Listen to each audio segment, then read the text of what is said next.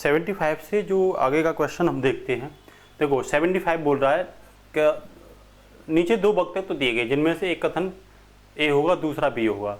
तो ध्यान रखना इसका जो आंसर होगा वो आंसर होगा डी, मतलब पहला इसमें गलत है और दूसरा जो होगा वो क्या है, इसमें बिल्कुल सही है, ठीक है ना। अब 76 में देखते हैं कर्मचारियों के वेतन तथा महंगाई निम्न में से किसकी सहायता से निर्धारित होती है। तो इसका जो आंसर होगा वो आंसर होगा बी, ठीक है ना, जीवन निर्भर लागत सूचकांक के द्वारा ये निर्धारित होती है। 77 बोल रहा निम्न में से किस अर्थशास्त्री ने व्यय कर लगाने का सुझाव सबसे पहले दिया था। तो कार्ल डोर ने ये सबसे पहले दिया था, ठीक है ना। 78 में फिर से वही कार्ल और वक्तत्व वाला क्वेश्चन। तो इसका जो आंसर होगा वो बी होगा, मतलब ए और बी दोनों सत्य हैं लेकिन आर ए की व्याख्या नहीं करता है, ठीक है ना। 79 बोला कीन्स के रोजगार के सिद्धांत के प्रसंग में निम्न कथनों में से कौन सा सत्य है।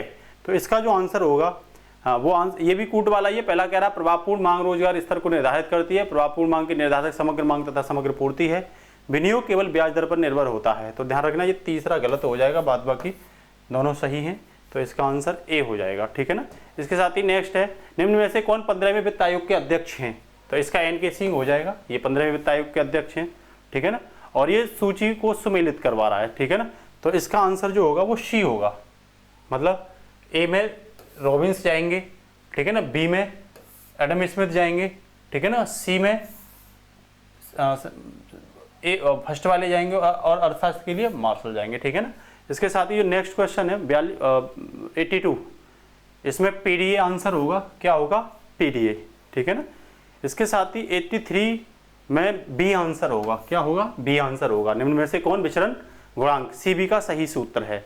अब कह रहा ट्राइसेम योजना किससे संबंधित है, पूछ रहा किससे संबंधित है। तो ये ग्रामीण युवा रोजगार से संबंधित है। मांग की आड़ी लोच की वैज्ञानिक व्याख्या को किसने दिया था, मांग की आड़ी। तो मेरे अनुसार इसका आंसर सबसे सटीक ये होगा, लेकिन हो सकता है इसका आंसर मार्शल भी हो, लेकिन सी सटीक आंसर होगा इसका, ठीक है ना। नेक्स्ट कह रहा है ए का अधिकार कीमत विभेद को अपनाता है। तो इसका जो आंसर होगा वो बी होगा, उपभोक्ता बचत घाटे के लिए, ठीक है ना। कह रहा है नेक्स्ट निम्न में से किसने समूह संतुलन के प्रत्यय को विकसित किया था। तो इसका जो आंसर होगा वो बी, चैम्बरलिन ने। किसने किया था, चैम्बरलिन ने किया था। नेक्स्ट कह रहा है मानव विकास सूचकांक सर्वप्रथम कब किया गया था, ठीक। मानव विकास जो रिपोर्ट है वो सर्वप्रथम 1990 में की गई थी ये रिपोर्ट ह्यूमन डेवलपमेंट के लिए, ठीक है ना। 89 कह रहा है उसमें निम्न में से किसके और किनकी शक्तिशाली मुद्रा के अंतर्गत नहीं आती। तो इसका आंसर 2 और 4 होगा, ठीक है ना। मांग आती है और जनता के पास मुद्रा आती है, बाद बाकी 2 और 4 नहीं आती हैं, ठीक है ना। 90 कह रहा है वो वही वक्तव्य और स्टेटमेंट वाला है। तो इसका आंसर होगा ए, मतलब ए और आर दोनों सही हैं और ए आर की व्याख्या भी कर रहा है। नेक्स्ट कह रहा है पूर्णतः पूरक वस्तुओं की स्थिति में तटस्थता वक्र का आकार होता है। तो ये ऐसा होता है इस तरीके से एल। तो इसका आंसर होगा सी। निम्न में से कौन सा राष्ट्र सार्क का सदस्य नहीं है। तो म्यांमार नहीं होगा, बाद बाकी भूटान, मालदीव, नेपाल ये सार्क के मेंबर हैं। हाल में सार्क चर्चा में भी रहा है, ठीक है ना। तो हाउ टू पे फॉर द वॉर पुस्तक के लेखक कौन है, ये पुस्तक कीन्स की है, ध्यान रखना, ठीक है ना।